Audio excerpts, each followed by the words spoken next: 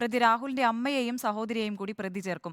ഇവർക്കെതിരെ സ്ത്രീധന കുറ്റം ചുമത്തും. ഇരുവരെയും ഇന്ന് ചോദ്യം ചെയ്യാൻ വിളിപ്പിച്ചു. ചോദ്യം ചെയ്യലിന് ശേഷം അറസ്റ്റ് രേഖപ്പെടുത്തും. വിവരങ്ങളുമായി വി എസ് രഞ്ജിത്ത് ചേരുന്നുണ്ട്. വി എസ് രഞ്ജിത്ത്, രാഹുലിന്റെ അമ്മയും സഹോദരിയും ചോദ്യം ചെയ്യാൻ ഇന്നലെയൊക്കെ നോട്ടീസ് നൽകിയിരുന്നു. പക്ഷെ ഇവർ ഹാജരായിരുന്നില്ല. ഇന്ന് അവർ ഹാജരാകുമോ? അതിലേക്ക് എത്താം. രഞ്ജിത്തിലേക്ക് നമുക്ക് വരാം. എന്തായാലും പന്തീരാങ്കാവ് ഗാർഹിക പീഡന കേസിൽ കൂടുതൽ ശക്തമായ നീക്കവുമായി പോലീസ് പോലീസ് മുന്നോട്ട് പോകുന്നു എന്നതിന്റെ സൂചനകളാണ് പുറത്തു വരുന്നത്. ഇപ്പോൾ ഗാർഹിക പീഡന കേസിൽ പ്രതി രാഹുലിന്റെ അമ്മയെയും സഹോദരിയെയും കൂടി പ്രതി ചേർക്കാൻ പോലീസ് തീരുമാനിച്ചിരിക്കുന്നു. ഇപ്പോൾ കഴിഞ്ഞ ദിവസം ഇവരോട് ചോദ്യം ചെയ്യലിന് ഹാജരാകണമെന്ന് ആവശ്യപ്പെട്ട് ഇവർക്ക് നോട്ടീസ് നൽകിയിരുന്നു.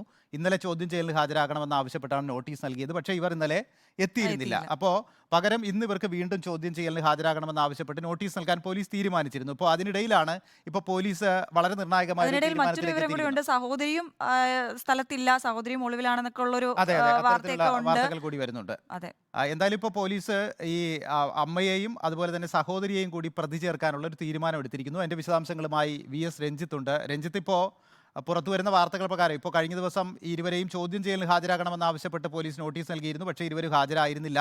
ഇപ്പോൾ ഇരുവരെയും പ്രതി ചേർക്കാൻ പോലീസ് തീരുമാനിച്ചിരിക്കുകയാണ്. ഇപ്പോൾ എന്താണ് പോലീസ് ഇത്തരത്തിലൊരു നീക്കത്തിലേക്ക് പോകാനുള്ളൊരു സാഹചര്യം എന്താണ്?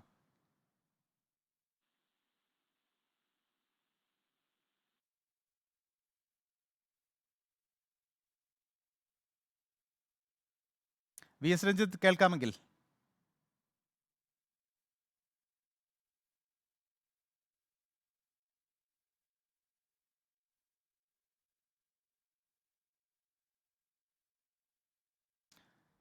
ചില സാങ്കേതിക പ്രശ്നങ്ങൾ അവശേഷിക്കുന്നു. നമുക്ക് വൈകാതെ തന്നെ രഞ്ജിത്തിലേക്ക് മടങ്ങിയെത്താൻ കഴിയും എന്ന് പ്രതീക്ഷിക്കുകയാണ്.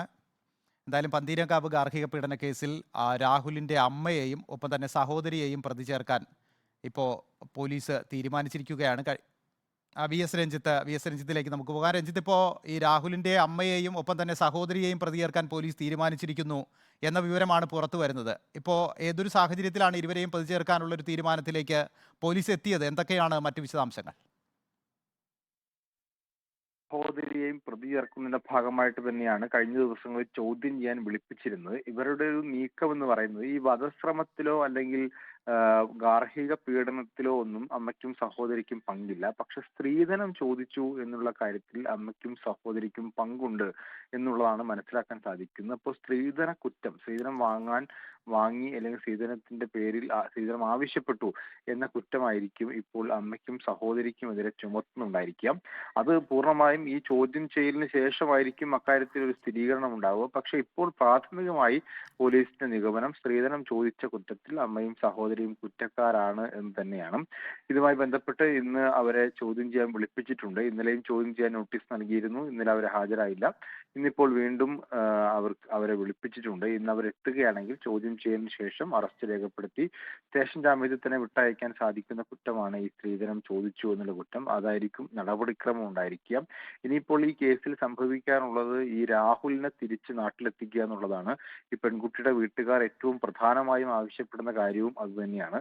രാഹുലിനെ വീട്ടിലെത്തിക്കുന്നതിന് വേണ്ടി ഇനി ചെയ്യാനുള്ളത് കേന്ദ്ര സർക്കാരിന്റെ സഹായത്തോടു കൂടി ഇന്റർപോളിന്റെ റെഡ് കോർണർ നോട്ടീസ് ഇഷ്യൂ ചെയ്യുക എന്നുള്ളതാണ്. അതീവ ഗുരുതരമായ സാഹചര്യങ്ങളിൽ മാത്രമേ സാധാരണഗതിയിൽ റെഡ് കോർണർ നോട്ടീസുകൾ പുറപ്പെടുവിക്കാറുള്ളൂ.